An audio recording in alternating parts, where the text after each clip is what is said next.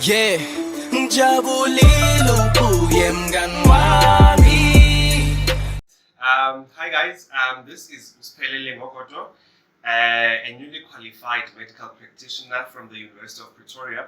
I actually qualified last year in December after a whole 6 years of grinding, guys, But here we are today, finally. So the purpose of this video actually today, we're going to be speaking about that grind, So I've been requested by a friend of mine, Usbusiso Mbonambi, to actually speak, about medicine, the ins and outs, the highs and the lows. So there's a few questions that I'll just run through, and hopefully we'll, get the gist of why and how to do medicine. So the first one actually wants to know what inspired me to study medicine. Sure, okay, so this one, it's quite an interesting one because, as a child, you grow up, you aspire and you want to become a doctor because you think, yeah, it's the ish, it's the grand thing to do. But I think now, what tickled my fancy was actually when I think I was in grade 10, busy playing TV games there with a friend of mine. So my mother is a known hypertensive patient, also known as a high blood. So at that morning, my mother was so ill, she was sick, lying there on her bed, helpless. She couldn't do anything, And I felt so helpless because I didn't know what to do at that point, The only thing I could do was just to call my dad, to call the EMS emergency people to take her to hospital. That's all I could do to help her. Nothing to do, So at that point, I told myself that never again will a loved one, have to suffer and go through that with me, being clueless, So actually, that was the reason that made me to pursue medicine, and then also conjoined with the fact that I've got a big heart, I'm a people's lover, so I'm a person who wants to see people do better in life, to thrive in all spheres of life, whether it be physically, emotionally, socially, you name it, spiritually. So one of the biggest things that I want people to have is good health, Hence, I thought, let's do this medicine thing, again. So yeah, those were my inspirational pointers. So the other question he wants me to answer is how I applied to study medicine, and also the admission journey, to the program. Okay, mine is a little bit different than many people because it was not a straightforward direct entrance into medicine.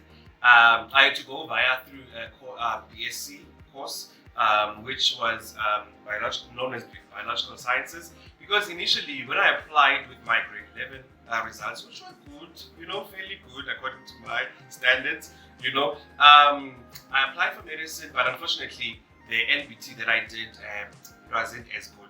So I couldn't get into medicine directly as my first choice. However, they took me for BSc, which was a second choice, And then through the course of BSc, in the first month, rather, I was informed that actually I could branch into medicine within the first 6 months of BSc. However, if I had to perform well, this was a challenging point in my career of studying, because I was like, guys, all these people here are brilliant. And to cut a long story short, we were about 1,000 students in my BSc class who wanted to do medicine, so they were only going to take about 60, to join medicine in the next 6 months. So I was like, what, it's so impossible. But then I had this slight bit of faith, that, all things are possible, by hooks or crooks, by miracles, by God's grace. I was taken in the 60, and, we've been grinding, chowing course, slaying, killing it, That's finally, we eventually became who we are today. Became doctors, Yes. So the next question, he wants to know what was the biggest challenge in varsity as I was pursuing the career, and how I overcame those challenges.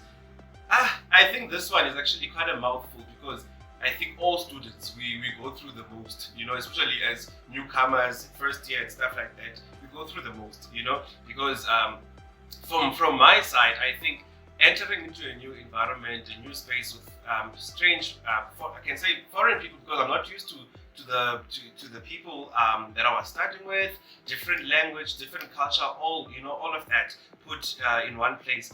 It was just overwhelming to me because I had to learn a new language, Spedi, just to adjust, and it's stronger, just to adjust with my social surroundings, And I think academically, also to actually appreciate the volume of work that medicine offers, guys. It was not a child's play. There was just too much, for me to adjust to, to pull up my socks, find new study patterns, find mentors, because I felt like at some point I was sinking, but I had to get mentors. I had to literally get study partners, change, my study patterns, get some discipline, get some dedication, and literally commit, literally spend time in the library and, on the grind, literally. So those are the biggest challenges, to appreciate the volume of work and also literally adjusting my ways to meet up and make everything to be on par, So basically, that was the biggest challenge. And after actually developing those skills, study skills, everything was like, bring it on, come at me, we've got this. So the next question he wants me to answer is, what would be the key qualities that are essential for this field? Okay, I think first of all, discipline, patience, and also courage. I think those could be, the key quality qualities that you need to become a doctor. First of all, you need to have patience for yourself, because it's not going to be an easy journey. It's going to be a tough and a rough journey.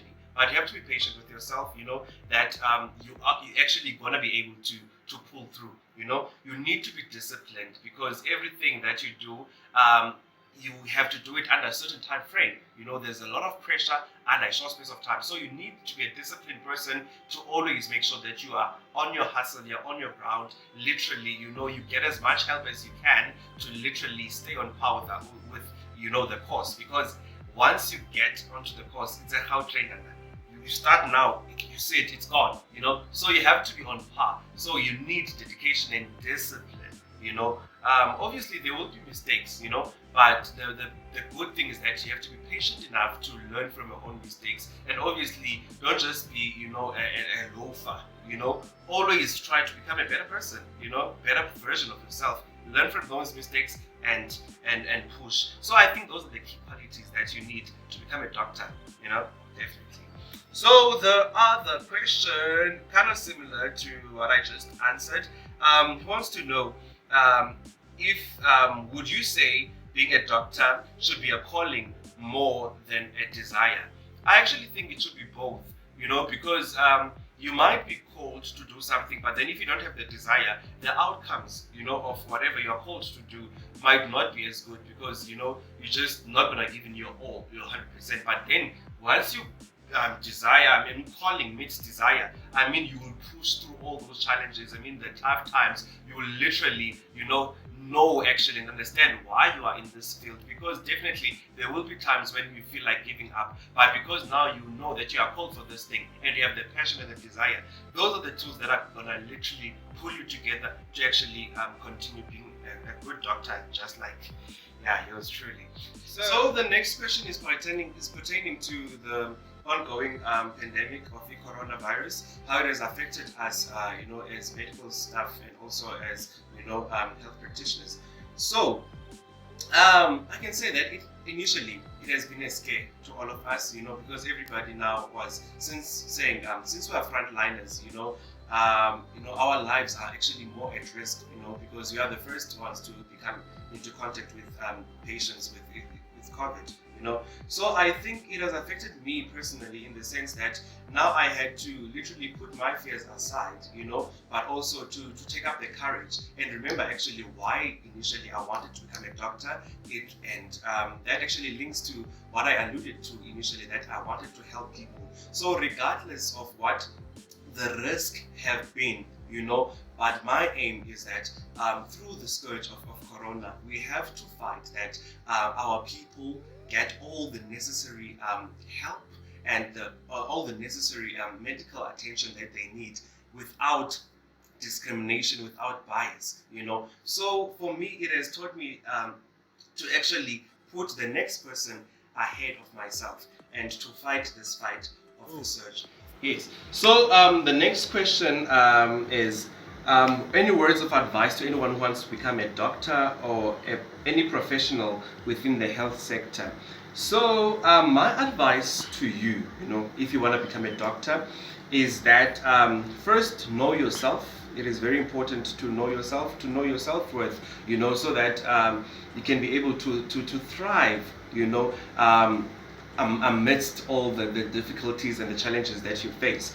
And also do some research, if you want to become a doctor, what doctors have to do, what it entails to become a doctor, and also I can also advise you to do this thing called job shadowing. You can maybe shadow a health practitioner of your choice, just to get the feel of what happens on the ground work when you are actually practicing medicine as a doctor, or actually any health professional in the health sector. Just do that, and it might appetize you, or it might just disprove that it's probably not your doesn't tickle your fancy, and then I think you'll have a more informed choice if you would do that. And my last word would be actually just follow your passion. If you feel like you need to become a doctor, push it. You can push the passion, and everything will fall into place, into the right pieces. Yes. So the last part of this session is where can people reach you on social media for any questions or if they need any assistance. On Facebook, I'm on Facebook, at Siphelele Ngogodo, or you can catch me on Instagram, same handle, Siphelele Ngogodo. And I'm actually willing to to assist with any questions, or if you need any mentorship, guidance, I'm your man. I'm the person to go to. So this was me, Dr. Siphelele Ngogodo, aka Dr. Spash. That was it.